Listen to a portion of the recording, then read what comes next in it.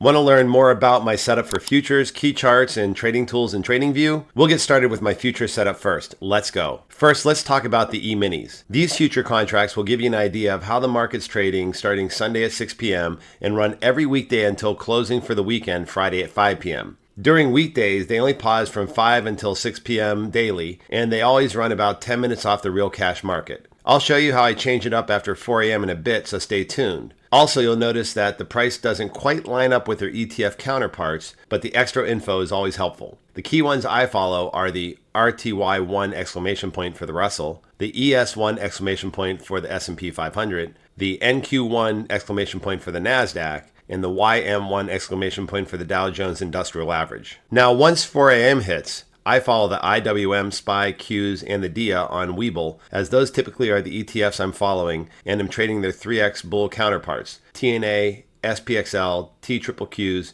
UDOW.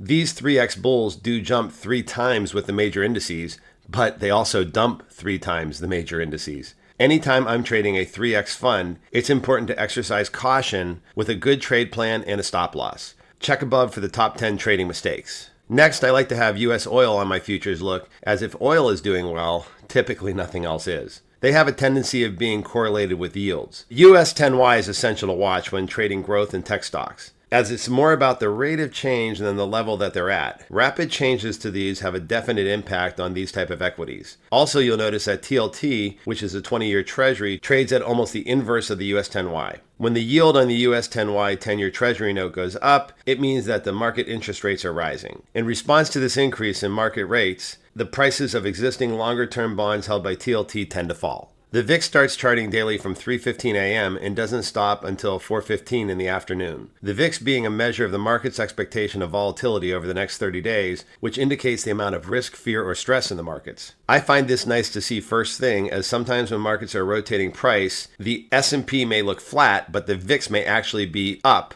as money is rotating from one sector, say staples, XLP, into tech, XLK. The Dixie, aka the dollar, doesn't always have a one-to-one impact with equities, as many other factors can override it. However, typically this is used as a flight to cash during times when a safe haven is required. As cash is king, typically you'll see this inversely correlated with equities. Now that you saw my future setup, want to learn more about my other key charts in TradingView? Then let's go. Let's jump right into the 11 different sectors that make up the S&P 500, as these can be helpful to understand if rotation is occurring or if it's just a broad sell-off. I also add ARKK to the top of my list, as this helps me focus on growth as well. So along with ARKK, here are the 11 other sectors. XLK, Tech, XLF, Financials, XLI, Industrials, XLC, Communications, XLE, Energy, XLV, Healthcare, XLP, Staples, XLU, Utilities, XLY, Consumer Discretionary, XLB, Materials, and XLRE, which is real estate. XLV, XLP, and XLU are what we call defensives. Typically, I'll see markets start to pump money into these prior to a rip lower. The reason being that typically funds can't hold cash, and let's face it, everyone's always going to need healthcare, staples, and utilities. To tell if a sector or another index is outperforming the S&P 500, a simple ratio can help spot these changes. So for example, another ratio I like to look at is the NASDAQ to the S&P 500 by looking at NDQ divided by SPX. I find it useful checking in with it occasionally, as seeing this ratio helps me understand if tech is outperforming or underperforming.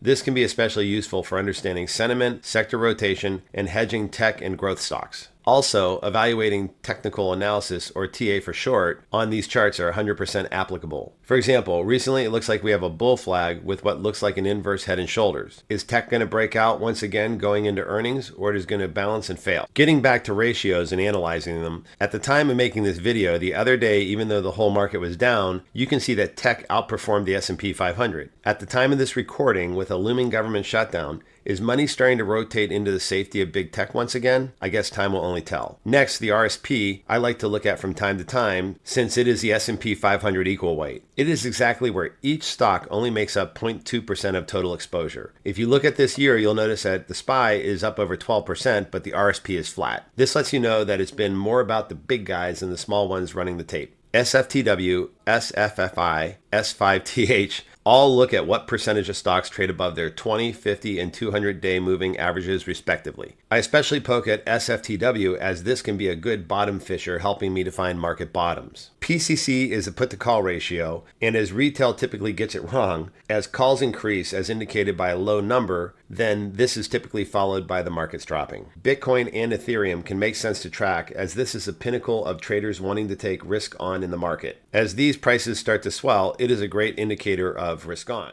And it's also a great indicator of risk off if prices start to fall. A risk on market focuses on taking risks in growth and high beta stocks, which is useful for many of the stocks that I trade. Now that you've seen my future setup and key charts, I'm going to share with you my 10 favorite drawing tools in TradingView. And if you stay till the end, I'll give you a pro tip on how to toggle a favorites toolbar. Let's go. Extended trend lines. I use this for understanding downtrends or uptrends and when we are tapering as we break the trends. Many of these drawing tools work great with magnet mode on, and I like strong magnet. Horizontal lines. I use this for creating support and resistances. Many times I try to find past gaps or reversal points. I always find it amazing how these areas always hold up, even so well after I've created them some even months ago. Fib retracements. I use this a ton to find where stock price may reverse on a bull flag breakout or when to short when going into the golden pocket on a bearish retracement. Check out the video above for more on the golden pocket. Fib extensions. They help me understand where price is going on a breakout or where it is bottoming out on a corrective wave. The brush, I don't use it that much as I do more drawing on the snipping tool when posting stuff to the Discord, but sometimes this can be useful, but just need to make sure I have the magnet mode off for this one. I like to use the rectangle to help me identify gaps on the chart so I don't have to look for them repeatedly. Next, Elliott impulse waves. I typically use them for showing 5 waves. Honestly, finding Elliott waves is about 99% easier after they finish than when you're in the middle of them, as fundamentals will typically set themselves up so that depending on the result, the eventual TA makes sense. I linked a video above to give you an example of this. Elliott correction wave. I sometimes use for showing ABC type corrective waves. Again, much easier to show in the past than in the present, as for example, I'm unsure sometimes if an ABC corrective wave is truly a 5-wave impulsive downward. Long positions. I use this to show my trade plan so I clearly can show I have a minimum take profit and where my stop loss is at. If you trade without a stop loss, then watch the above video about the top 10 trading mistakes. Lastly, bar patterns.